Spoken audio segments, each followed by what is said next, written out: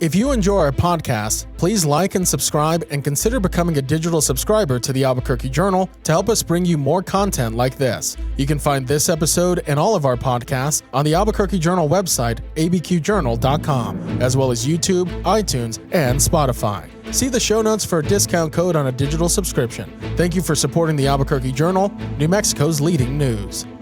Hey, what's up, New Mexico? This is Dan Boyd with the Albuquerque Journal. Welcome back to Rounding Up the Roundhouse, a podcast about the legislative session. I'm joined today by my colleague John Miller, and we are getting ready for the start of a 30-day legislative session at the Roundhouse tomorrow, Tuesday at noon. John, tell us a little bit about your background and what you're going to be doing here at the Roundhouse. Sure. Thanks, Dan. I'm happy to be here. So I think most people know me as a journalist who's been in Taos for a long time. I've been a reporter there and an editor for about 11 years. Was editor of the Taos News for about 4 years before joining the Journal last year.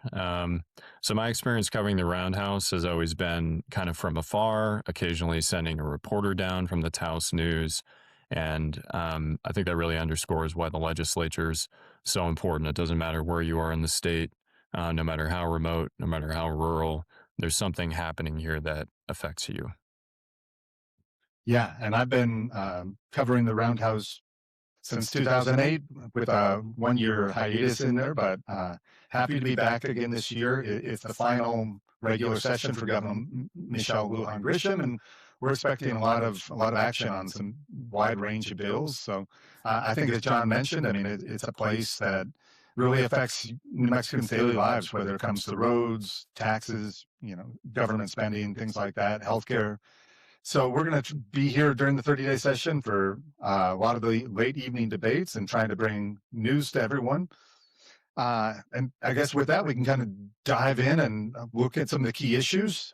Tomorrow, we're expecting the governor to deliver her final State of the State address, and then legislators will start meeting in committees, shortly thereafter. So 30-day sessions are a little different than 60-day sessions, especially because they're usually focused on budget issues.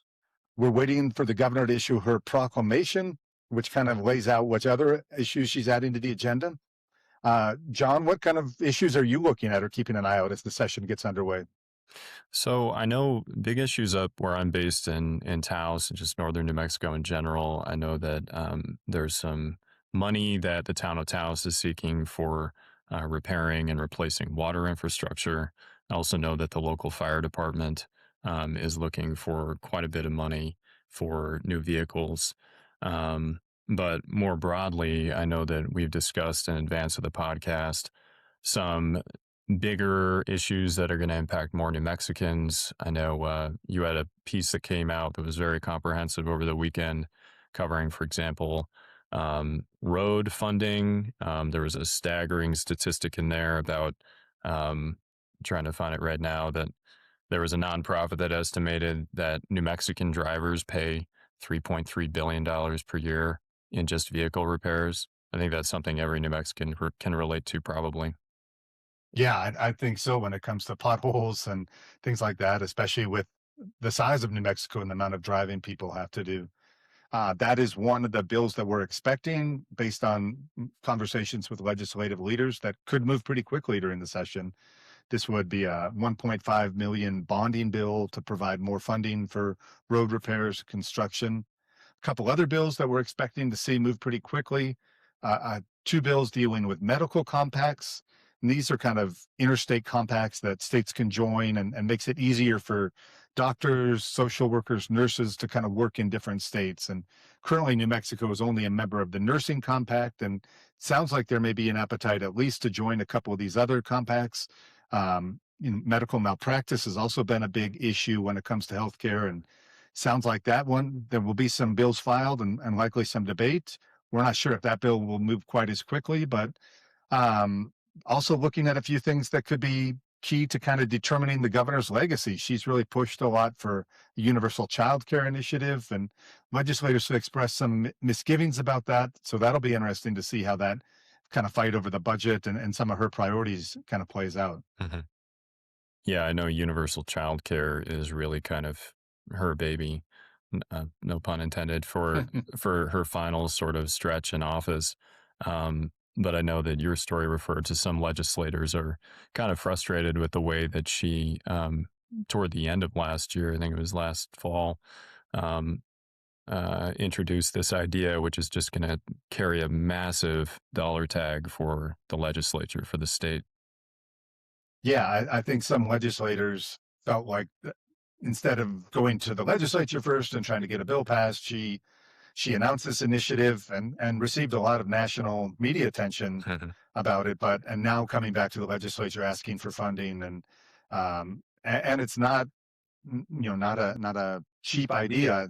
160 million is what the governor is recommending in addition to current spending to kind of implement that program. And so far, the legislature has kind of balked at that request. But I think some legislators have said they're open to the concept and support the concept, but it's kind of the details about how it's implemented and maybe not kind of fully sold yet. So I think the governor will be kind of doing full court press, trying to build support for that initiative.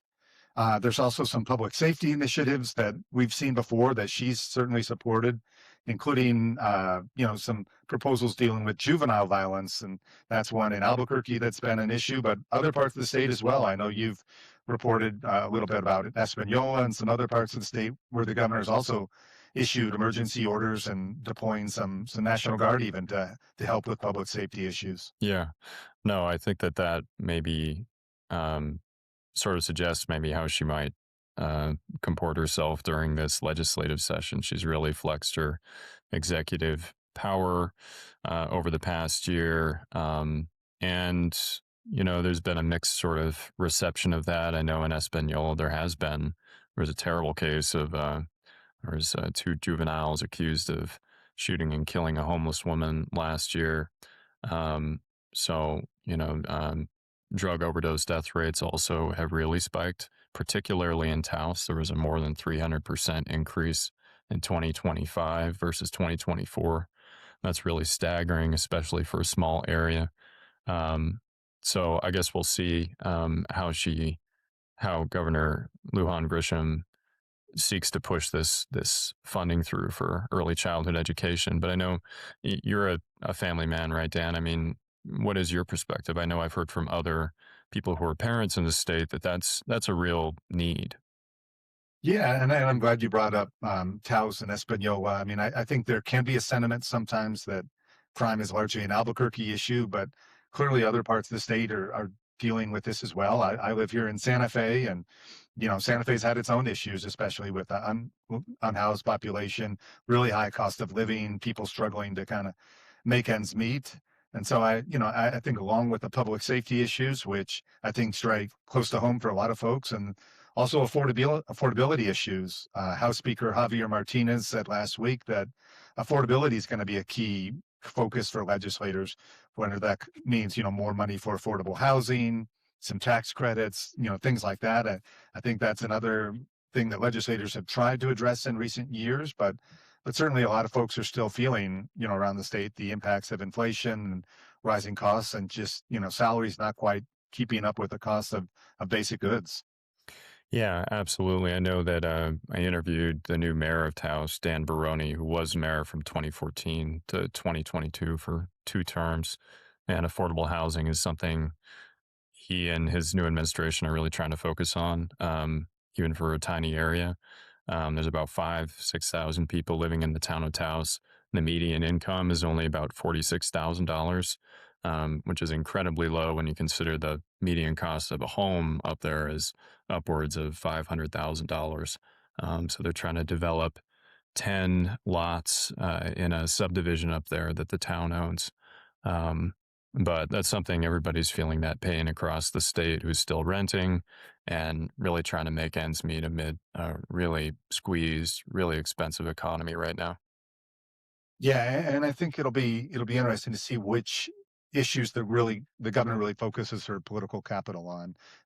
We talked a little about public safety issues, obviously this universal child care initiative.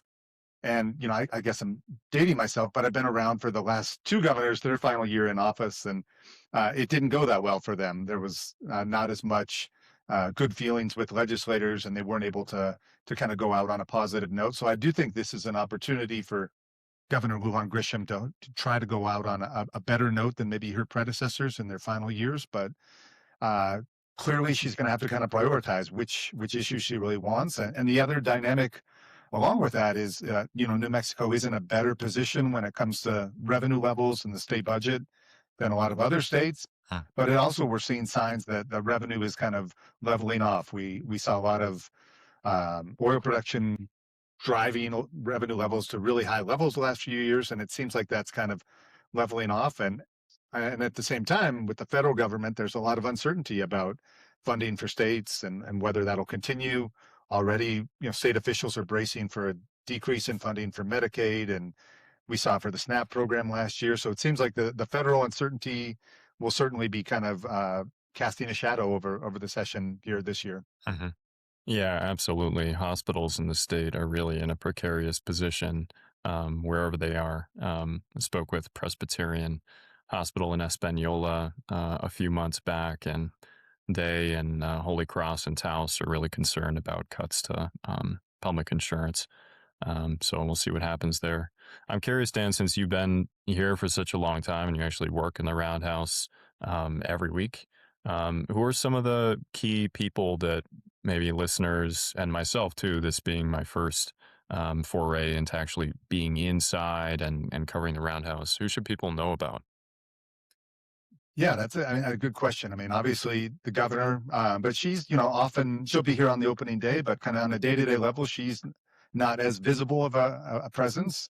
So certainly when it comes to the House and Senate, the leadership in those chambers, the House Speaker, Javier Martinez, he has a lot of authority to kind of determine which bills are called up and then how they're assigned to committee. On the Senate side, Senate Majority Leader Peter Wirth, he's the one who usually determines on the Senate side which bills get called up. And there's a lot of strategy about which committees to send bills to and then how fast they might move. So Democrats do hold a majority in both the House and the Senate, but that's another dynamic to watch is how they kind of work together. Republicans certainly can use some procedural moves to draw out debate and try to slow bills down. Mhm. We did see last year leading Democrats and Republicans working together on some behavioral health bills, for instance. So there's times when there's some bipartisan collaboration, and other times I think we're going to expect to see more partisanship and Mhm. some real divides, especially this year when it comes to some issues regarding immigration and ICE facilities. I'm expecting those to be a little more partisan and maybe not as easy to find some kind of common ground when it comes to those proposals. Hmm. Yeah. So in between when the House or the Senate are actually discussing and debating bills, you have these committees just going sort of all the time. And listeners should know we're going to be bringing up some reporters here and there, besides myself and Dan, who cover certain specific areas, public safety, environment, to pick up certain bills of interest. But Dan and I will be here along with Eddie Moore, photographer, covering the Roundhouse for the next 30 days. What else do you foresee for, this shortened session that we might want to look out for? Yeah, I think we kind of hit on this briefly earlier, but typically a lot of the action on the floor in the House and Senate comes in the final week or two of the session. This year, we are expecting a few bills to move kind of quickly through the committee process, and that's kind of unique with the goal of getting those up to the governor's desk kind of by the halfway point or so of the session. There are a few key committees we'll be keeping an eye on. The House and Senate Judiciary Committees, that's usually a lot of the healthcare, medical malpractice bills go, a lot of the public safety bills, and that's been a place in past years where we've seen a lot of bills sent there, and then only some of them kind of emerge in the final days. So certainly some key committees. When it comes to faces in the legislature, we do have one new legislator this year, and that's a new state senator from down in the Alamogordo area, Rex Wilson. He was appointed by the governor earlier this month to fill a vacancy. So other than that, it's the same cast of characters from last year. Would be remiss not to mention that we are entering another election cycle this year. So I think certainly those dynamics will be there. The race, to see who the next governor is, That'll be an open seat, and then all 70 state House seats also on the ballot. So politics will certainly be creeping into the roundhouse as well when it comes to kind of posturing and getting ready for this new election cycle. Yeah, should be interesting. I'm excited to cover it with you. So at the end of each legislative session, the one thing that they have to do is pass a new spending bill. I think that you maybe alluded to in your story that is likely to be maybe the biggest source of conflict this session. Does that mainly have to do with the governor's big, universal child care push and the price tag on that? Yeah, so far that's been the biggest kind of point of contention when it comes to the budget. The governor has released her own budget plan, and the legislature has released their version of a budget plan. So already last week, we had a few legislative committees meeting to kind of hear from state agencies about their budget requests. And yeah, I think there's some legislators who think maybe they should just pass a budget and go home. But that is the one thing they need to get done. This budget will be taking effect in July of this year for this new state fiscal year, and a lot of other issues that could come up as well. I mean, pay raises for state workers and teachers we'll be keeping an eye on. Also, funding for the state healthcare authority, which administers Medicaid and SNAP and a lot of these programs. So, a lot of times, the devil's in the details, and when they get into the nitty gritty, we can see some debate on those issues. But when it comes to budget, probably won't expect to see the final version of that until the final days of this year's session. And do we know anything more about what's happening in the gubernatorial race coming up next year? Or is it still a little early to tell? I know there's been some action on that, but I think most people are focused on the legislature at the moment. Yeah, we're starting to know the field of candidates. On the Democratic side, Deb Haaland and Sam Bregman, Ken Miyagishima are the three candidates right now.